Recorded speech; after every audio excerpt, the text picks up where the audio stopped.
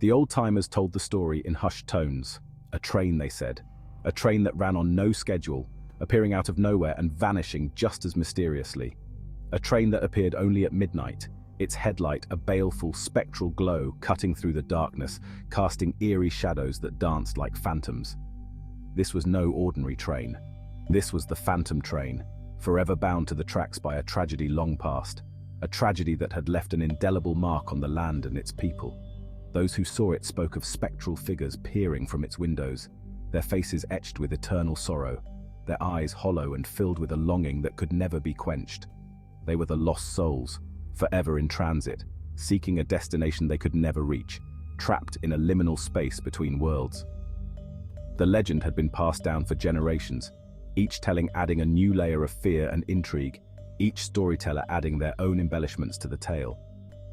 Some dismissed it as mere superstition, a ghost story told to scare children, a tale to keep them from wandering too far from home at night.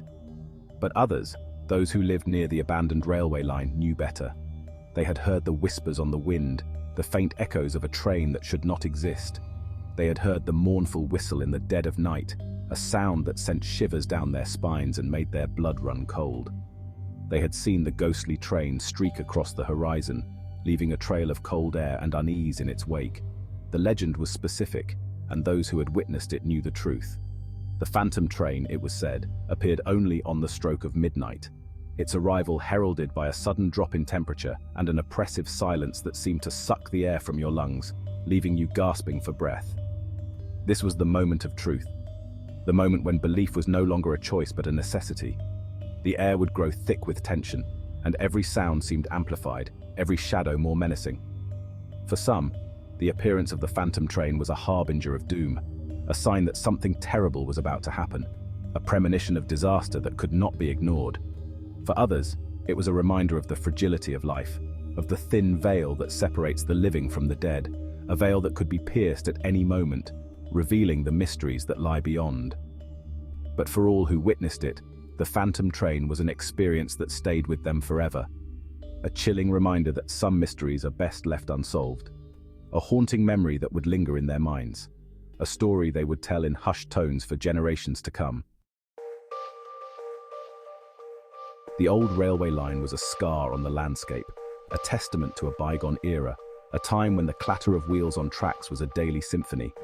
The tracks, rusted and overgrown with weeds, snaked through the countryside, disappearing into the distance like a forgotten memory, a relic of a once thriving artery of commerce and travel. The wooden ties were rotten, the rails twisted and warped by time and neglect, bearing silent witness to the relentless march of years. The air hung heavy with the smell of damp earth and decay, a fitting aroma for a place haunted by tragedy, where the echoes of the past seemed to linger in every shadow. The railway station stood at the edge of town, a skeletal silhouette against the dying light, a ghostly reminder of the bustling hub it once was. Its windows were boarded up, the paint peeling like sunburned skin, flaking away to reveal the raw wood beneath. The waiting room was empty, its silence broken only by the scuttling of rats and the whisper of the wind whistling through the broken panes, a mournful tune that spoke of abandonment. The ticket booth stood abandoned, its counter covered in dust and cobwebs, a testament to the years of neglect. It was a place forgotten by time, a place where the echoes of the past lingered like ghosts, whispering tales of journeys long since ended. But for all its desolation, the old railway line held a strange allure. Perhaps it was the melancholy beauty of its decay, or the whispers of forgotten stories carried on the wind, tales of love, loss, and adventure.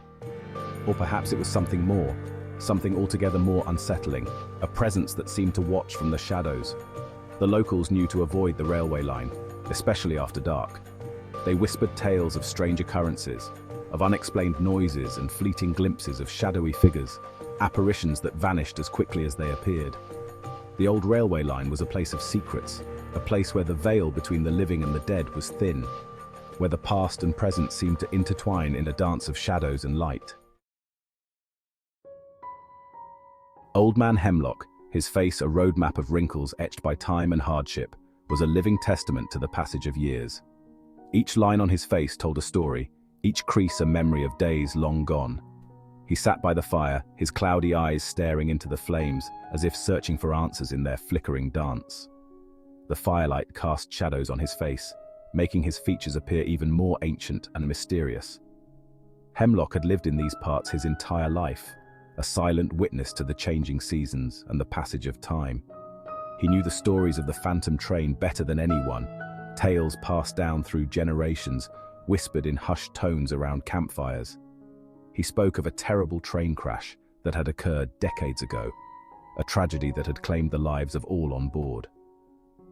The wreckage still lay abandoned, a haunting reminder of that fateful night. "It was a dark and stormy night," he would rasp, his voice barely a whisper, as if the very act of speaking the words brought the memory to life. The sky had been a tumult of dark clouds, and lightning had split the heavens. The rain was coming down in sheets, and the wind was howling like a banshee, tearing through the trees and rattling the windows of the old houses. It was a night that seemed to have been conjured from a nightmare. Hemlock recounted the events of that fateful night with a vividness that made it seem as if he had been there himself.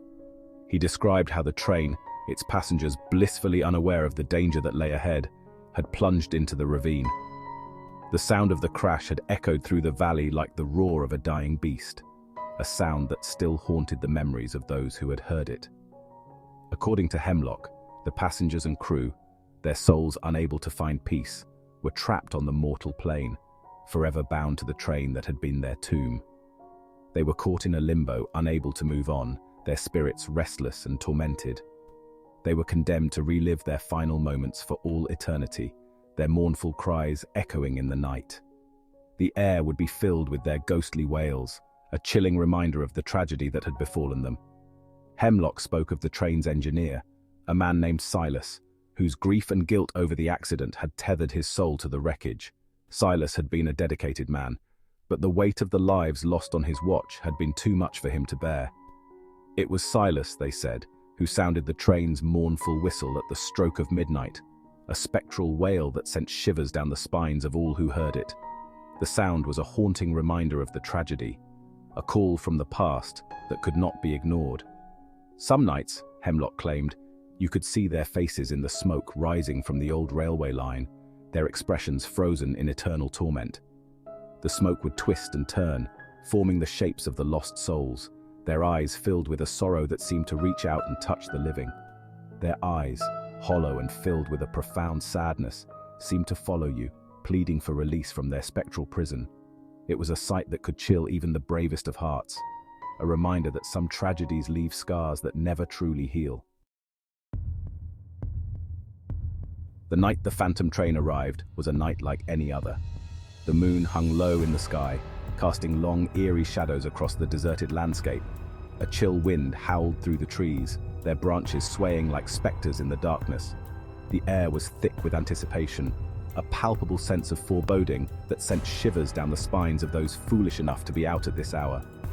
The old railway line seemed to hum with an unseen energy, the rails vibrating faintly, as if in anticipation of the spectral train's arrival. The silence was broken only by the chirping of crickets and the distant barking of a dog. The air grew colder, a bone-chilling cold that seemed to seep into your very marrow. Suddenly, the silence was shattered by a sound that sent shivers down the spines of all who heard it. It was a low, mournful whistle, echoing across the valley like the cry of a lost soul. The sound seemed to come from everywhere and nowhere at once, its spectral wail growing louder with each passing second. The hair on the back of your neck stands on end, your heart pounding in your chest. Then, in the distance, a light appears. A single brilliant white light, cutting through the darkness like a beacon from beyond the grave. The phantom train emerged from the darkness, its spectral form shimmering under the pale moonlight. It was a steam locomotive, its black metal gleaming like polished obsidian. Smoke billowed from its stack, but instead of dissipating into the night air, it clung to the train, swirling around it like a ghostly shroud. The train cars, ancient and dilapidated, looked as if they had been pulled straight from a nightmare. Their windows, dark and hollow, offered no reflection, only a glimpse into the abyss within. The train moved with an eerie silence, its wheels gliding effortlessly over the rusted tracks, defying the laws of physics. There were figures visible within the train. They sat by the windows, staring out at the world with hollow eyes. Their faces were pale and gaunt, their expressions frozen in eternal sorrow. They were the lost souls, forever bound to the train that had been their doom. As quickly as it appeared, the phantom train vanished into the night, leaving behind a trail of cold air and a lingering sense of unease. The silence returned, heavier than before, as if the very air was holding its breath. The only evidence of the train's passing was the faint smell of sulfur and the lingering echo of its mournful whistle, a haunting melody that seemed to cling to the soul.